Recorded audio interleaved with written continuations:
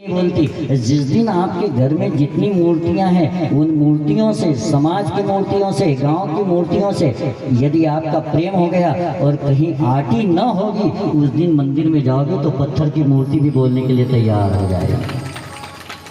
अभी तो आटी बांध करके बैठे हुए, मैं नहीं बोलूं 3-3 घंटे कथा, 4-4 घंटे भर दोपहर में सुन रहे हैं मेरे भाई बहन। आप वो याद नहीं रहती, वो पल्ले नहीं पड़ती। और किसी के यहाँ ब्याह शादी हो, कथा हो और कभी कभी योग बनता है तो फिर मेरे पास आते कि छोटे भैया को समझाओ, बड़े भैया को समझाओ, कथा में नहीं आ रहे, कथा करवा रहे, इतना बड़ा आयोजन हो रहा है।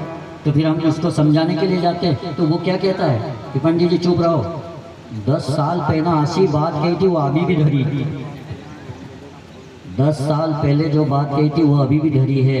3-3 घंटे 4-4 घंटे कथा सुन रहे हैं, यदि उसको धर लेता तो तेरे साथ 7 पीढ़ी तक उद्धार हो जाता। साहब उसको नहीं रखना है, छोड़ो उसको। बीती ताई विसारी है, आगे की सुन ले। अब क्या रखा है जीवन में, क्या भरोसा है इस जिंदगी का, साथ देती नहीं किसी का। इसलिए ध्यान दो, कथा में बैठ गए हम, जब अच्छी जगह बैठ गए हो तो फिर विचार। मक्खी 2 प्रकार की होती है। एक मक्खी चाहे जहाँ बैठ जाती है, अभी बच्चे ने गंदगी की तो उस पर भी बैठ गई, और वही मक्खी आप भोजन करें उस पर भी आकर के बैठ गई। लेकिन उस मक्खी को साधारण मक्खी कहते हैं, लेकिन एक मक्खी ऐसी भी होती है जिसको मधुमक्खी कहते हैं। वो जब भी बैठती है पुष्प के ऊपर बैठती है, पराग लेकर के उठती है, और जब भी बैठती है तो पराग लेकर के आती है, तो अपने लिए नहीं, वो जन कल्याण के लिए शहर बना करके छोड़ देती है। हम भी कथा में बैठ गए हैं, हम भी सत्संग में आ गए हैं, हम भी मंदिर जा रहे हैं, तो हम मधुमक्खी बन करके अपने लिए ग्रहण नहीं करें। ग्रहण जितना करना हो उतना करें, बाकी तो संसार के लिए, समाज के लिए, परिवार के लिए। और जो बांटता है उसको विषाद कहते हैं, जो बटोरता है उसको विषाद कहते हैं, और जो बांटते हैं उसको प्रसाद कहते हैं। जीवन में ध्यान रखना, बांटना सीखो, बटोरना मत सीखो। जिसने बटोरा है वो खाली हाथ गया है, और जिसने बांटा है वो अपने आप कुछ लेकर के गया है। यहाँ से जाने के बाद उसका नाम लिया जाता है कि गांव से वो व्यक्ति चला गया है। इसलिए बांटना है, बटोरना नहीं है। और कथा बांटना सिखाती है।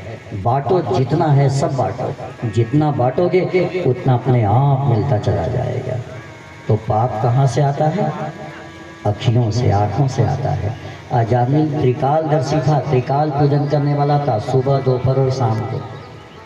इतना बड़ा काशी में पढ़ करके आया था, विद्वान ब्राह्मण था। गायत्री का पुरुषचरण किया था। पुरुषचरण का अर्थ होता है 24,000 श्लोक। गायत्री के 24,000 उसने कई बार पुरुषचरण कर दिए थे। लेकिन जब एक रोज वो अपने नगर में निकला ना, तो एक सुंदर गणिका को देखा तो उसके ऊपर मन आ गया और प्रस्ताव रख दिया, आपसे मैं विवाह करना चाहता हूँ। उसने कहा क्या कर रहे हो पंडित जी, लोग प्रणाम करना मना कर देंगे। बोले मैं इसकी परवाह नहीं करता, मेरा मन तो बस आपको चाहता है। और प्रस्ताव रखा, उसको अपने घर में ला करके रख लिया गणिका को। पाप कहाँ से आया? आँखों से। नर्मदा में डुबकी लगा रहे हैं, गए थे पुण्य कमाने के लिए। गंगा में डुबकी लगा रहे हैं, गए थे पुण्य कमाने के लिए। लेकिन डुबकी लगाते लगाते किसी सुंदर युवती को देखा तो मन चंचल हो गया। गए थे पुण्य कमाने, पाप की गठरी बांध करके ले आए। इसलिए ध्यान देना, ये आँखियाँ साधारण नहीं है, आँखियों को संभाल करके रखना। मंदिर में जाते हैं तो पुजारी बन करके जाते हैं, लेकिन ध्यान देना कहीं